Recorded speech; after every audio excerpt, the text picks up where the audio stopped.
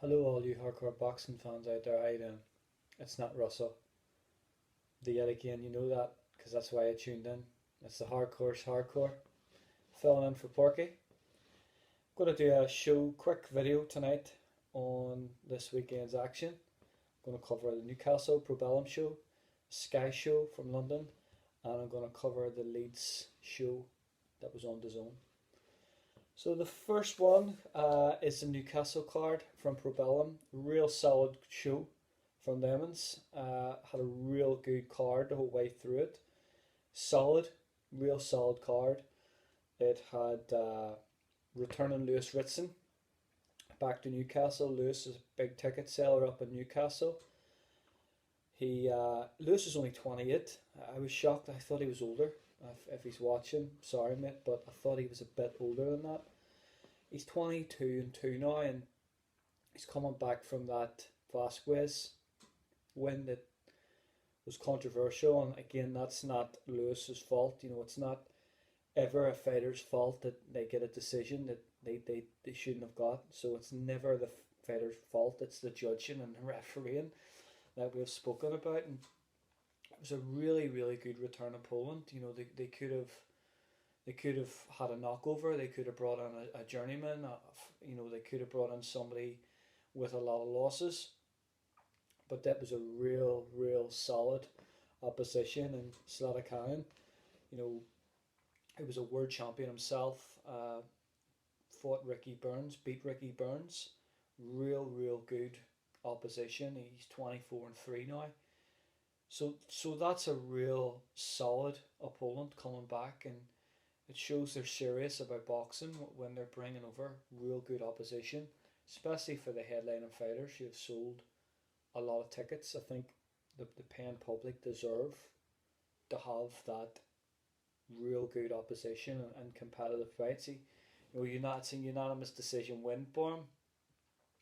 A win after his last performance was much needed, especially with a new promoter on a new platform. So it was a solid win for him. He's up at light welterweight. I don't think Lewis is as powerful as he was at lightweight. You know, he was racking people at lightweight. You know, he went through that. I think he was one of the fastest ever to win the British title outright, which was an amazing achievement. You know, I remember him winning the title.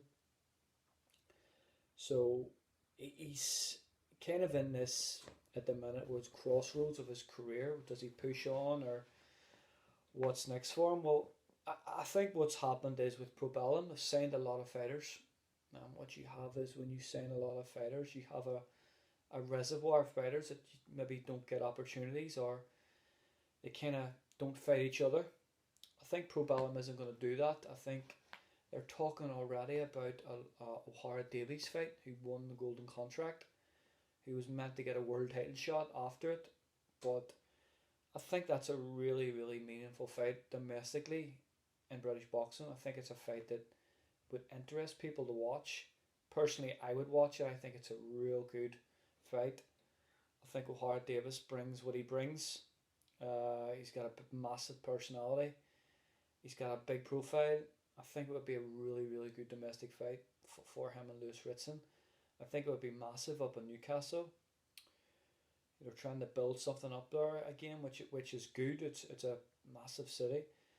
So it's a really big fight. It is a really big fight. You know, we had last week, we had Tyrone McKenna fight Regis Prograis. I could probably see the winner of O'Hara Davies and Lewis Ritson fight Regis Prograis, and that would be another massive fight. So they're keeping it in-house, which is good.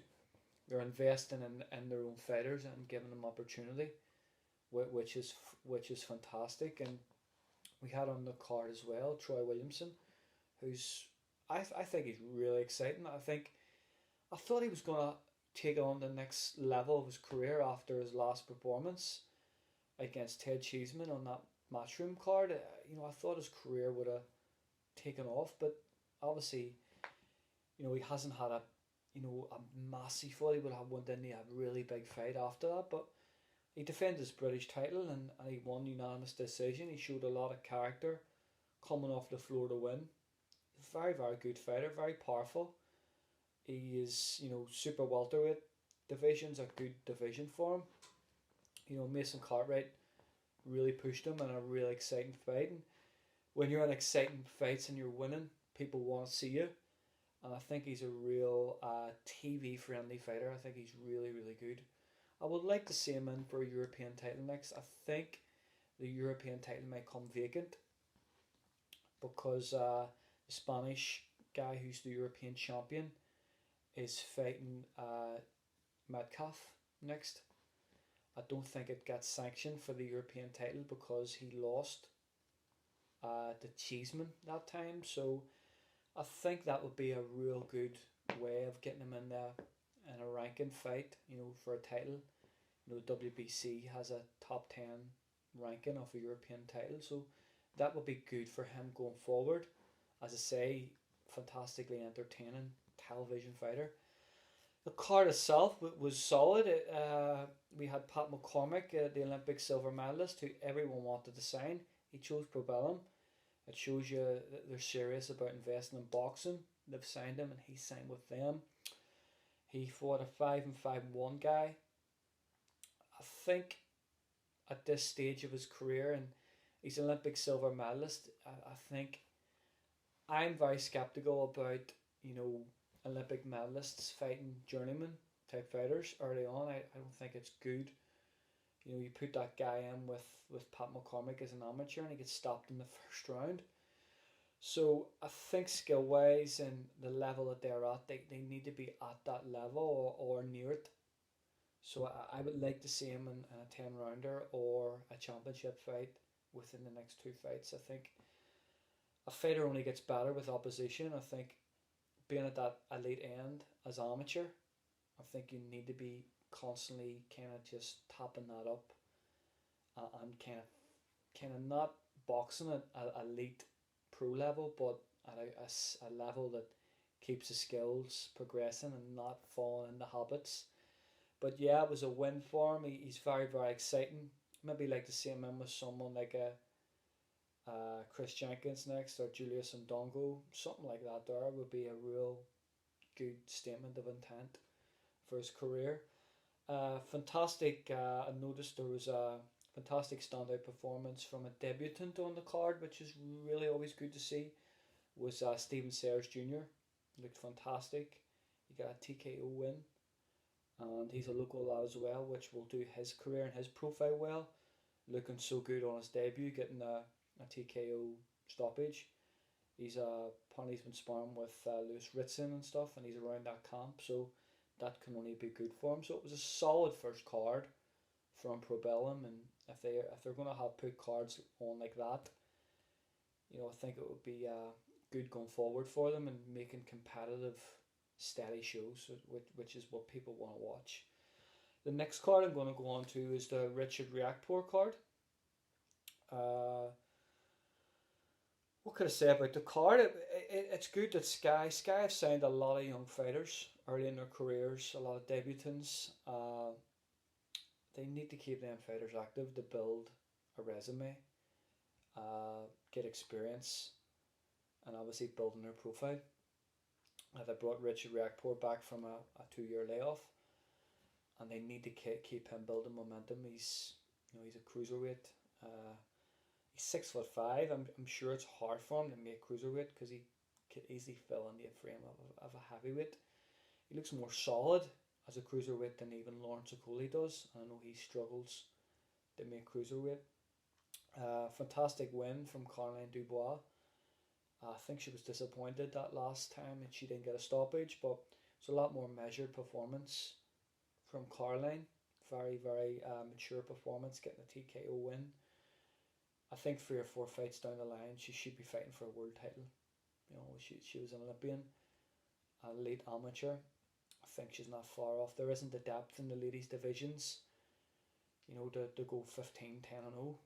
I think down the line it's 3 or 4 fights that she should be fighting for a world title. The Azim brothers look fantastic. Massive talent in both. Adam looks sensational. He is probably the best of the two brothers. I think Barry McGuigan said that at the weekend, that he's the one that they feel that they can rush on. And he reminds me a bit of Josh Taylor coming through. Looked light years above where he was at. He was miles ahead. So I think rushing him, I think they can progress him a lot quicker than most 4-0 fighters. So I think he'll be progressed at a fast rate. He's in the same camp that got Josh Taylor to a unified title, record timing, and fought the best in the world and won world titles in record time.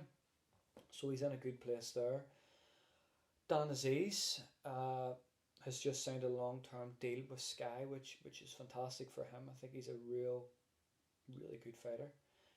I don't rate him as Matthew Macklin does, as highly as Matthew Macklin does. I was comparing him to Marvin Hagler, but it's a good comparison. But I think he's a bit off that, but he's still a fantastic fighter. British champion. I would like to see him defend that title as much as he can and try and get it outright. He's 15-0 now, so he's a good bit away from world level. I think learning at domestic level and winning that British title outright will be a great learning curve for him, and go Commonwealth, European. I think that's the level that they want to take him. I think they need to take him slow because there's so much congestion in the light heavyweight division in the UK. We've got Buwatsi, who's fought nobody in 4 years.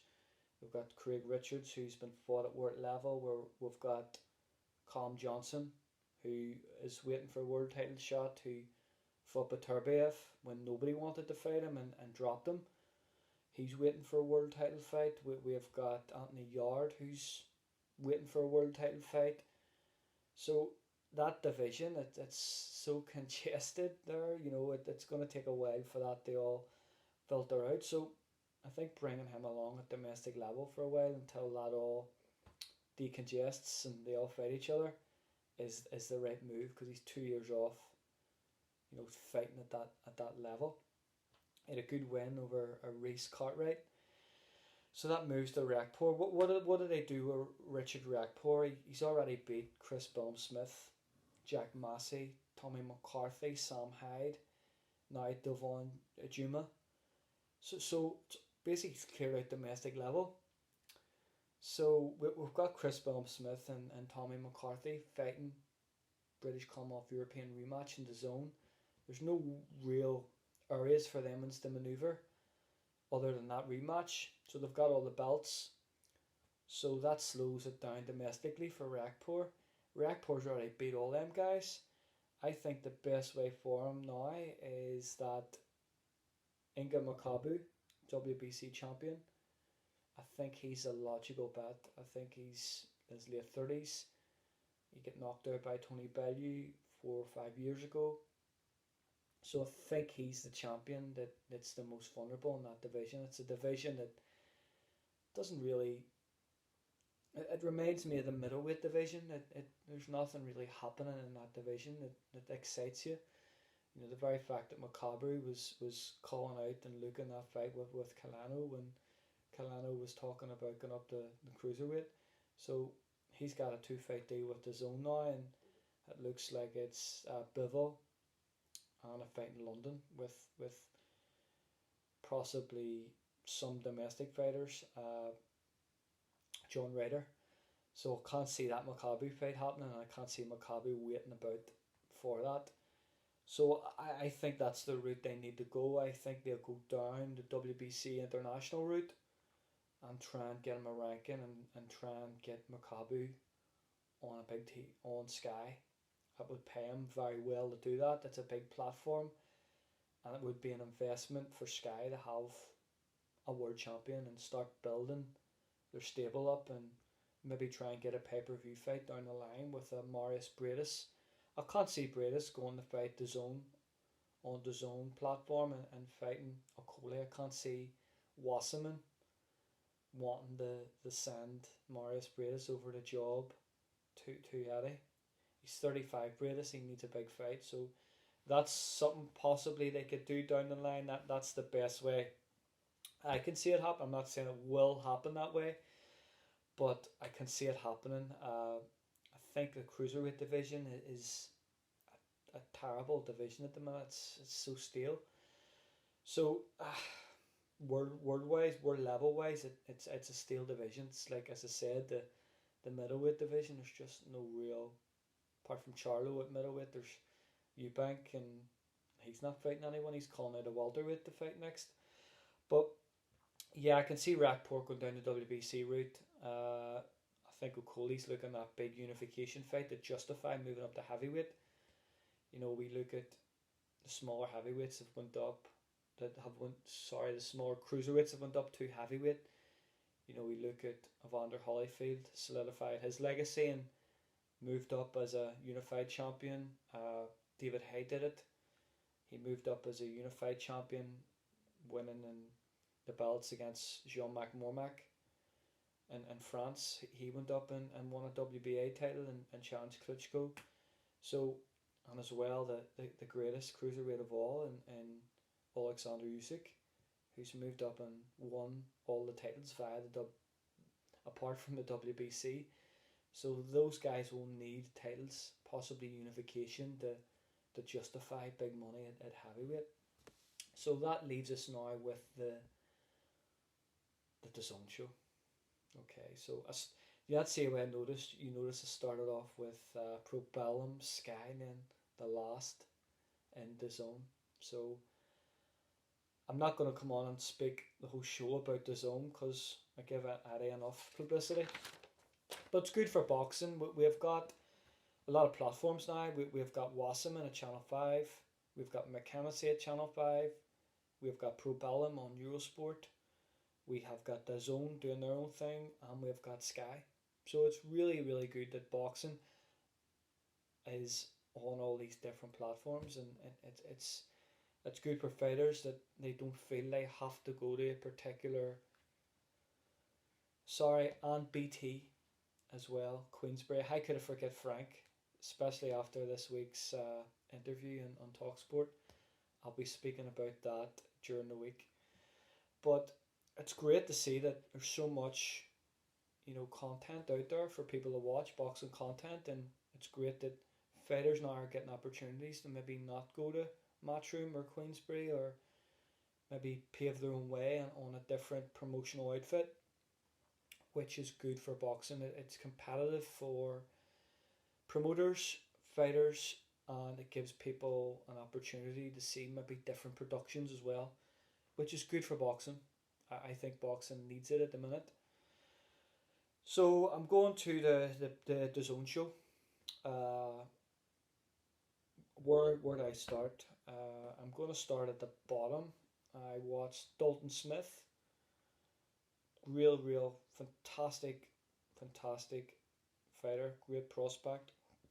Is he a prospect now? I think he's beyond that. I think he's moving out of that kind of prospect label.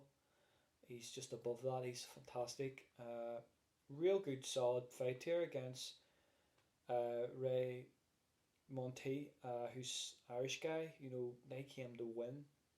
They had Pascal Collins in their corner, in his corner, and Pascal's an outstanding coach in Ireland and has had some great fighters in his own right. So yeah, they were there to win. They weren't there as a knockover, which is good to see, because there's a lot of shows that are bringing over guys to get knocked over or have move arounds. This was a competitive fight. A 9-0 guy against a 12-1 guy. That's a really, really good, undercard fight. That, especially as it being such a top end card. Everything else down wasn't maybe as good as say it should have been, because it wasn't on pay-per-view. That's the excuse they always use. But go back to the performance. Really good performance for him. He did what he had to do, and he's got a WBC silver. I'm not a big fan of these trinket belts, to be honest, but it shows good progress in moving forward. Ebanie Bridges against Maria Roman. I thought Ebanie Bridges lost her last fight convincingly to a journeywoman. I heard Julian has spoke about it several times, and she lost fair and square, and so many excuses. But she's got herself a bit more serious about her career, and she's went to Mark and Jimmy Tibbs.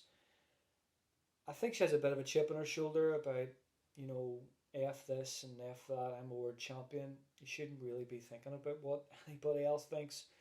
Who cares? You know, she's created this character, and if people aren't going to take her serious, well, that's why. You know, that's why. So she's created that. She wanted that attention, and she's getting it. You know, she's going to get criticism. She's going to get, you know, praise. You get that in all sport, but I didn't think she would have won. I actually cost my mate a bet. I thought she would have got beaten, to be quite honest. But she got a win, and she proved me wrong.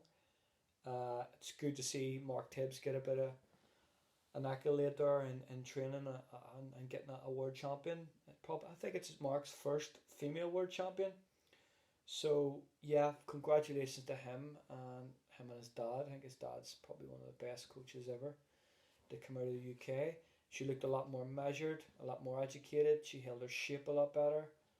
Her punch selection was slightly better. Her job was fantastic. She looked a lot fitter. You know, she's a work in progress. You know, women's boxing at the minute, you know, doesn't have the depth as the men's division. Everybody knows that, and that's why she's won that world title. But she's a world champion. You can't take that away from her.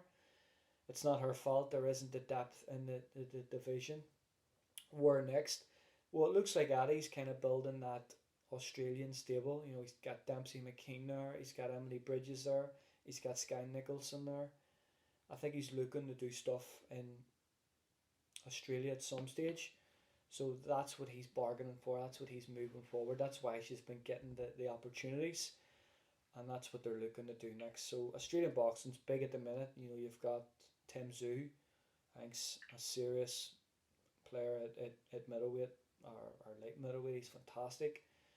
So Australian boxing's in a good state at the minute, and I think he's going to go over there and try and build something over there with the zone, because we know America just hasn't worked out now. It's been a disaster in America. Maxi Hughes, outstanding performance from him. He's my favourite fighter at the minute. Outstanding guy. His career coming through, fighting for next to nothing, working multiple jobs and training. He's an IBO world champion. He deserves to be called a world champion because he's done so much in boxing and had so much ups and downs, and he's got his career, you know, on track. It's down to him. He's changed his surroundings. He's a very measured performance. I don't think he lost a round against Walsh, who's a fantastic fighter who won the British title outright. So yeah, I would like to see him against Francesco Panda, who beat Lewis Ritson a few years back. That would be a great fight. I also want to see him, I just want to see him continuously winning and getting good money and building his future for his family. A fantastic performance from him. Okay, this goes to Kiko and Josh Warrington. What can I say about it? That I didn't realise the IBF had a mixed martial arts title. It looked like that to me. You know, the amount of headbutting and elbows and shoulders that Josh used in that fight that didn't get a mention from Marcus McDonald. Kiko got warned in round 5. It's shocking. He should have. It was a terrible. You know, you look at the amount of cuts that Josh, you know, fighters that have come out of fights with Josh have had. You know, I like him and stuff, but you know, look at the last Lara fight. You look at the Lee Selby fight. You know, Carl Frampton said he came out of the fight with him with a bruise in his leg. He couldn't move for days. So I think the refereeing was awful. I don't think they protected Kiko or give him the protection he needed as a fighter in the ring. I thought it was disrespectful to Kiko that happened, and that's the board all over. You know, it was terrible performance from the referee. The doctor was overlooking at the cut every couple of minutes. It just looked like to me that fight, they wanted that fight stopped, either the referee or the doctor. Courageous fighter. I really respect him. He's had over 55 fights. He's 36. You know, he's a road warrior, and you know Josh should really been winning that fight. You know, at times he gave Josh all he wanted. You know, he broke Josh's jaw. I think the shot was in round 6. I seen Josh take a break and really put the brakes on. That the commentary didn't even mention that. They didn't even mention the persistent fouling as well. But that's the zone for you. That's that whole, that's their propaganda. But where does he go from here? He's a broken jaw. I think that puts the Lee Wood fight out this summer. I think that will be a massive fight. I think that fight will be, if it happens, it will be on a DAZN pay-per-view platform. I think if it's a unification fight, it won't be on DAZN for $7.99. I don't think Eddie will dig that deep to pay for both fighters. What happens next? That Josh is going to be parked up for probably 6 months with a broken jaw. Do they do a Conlon rematch? Quite possibly. It'll be massive at the City Ground. I don't think he will be back before the summer as well.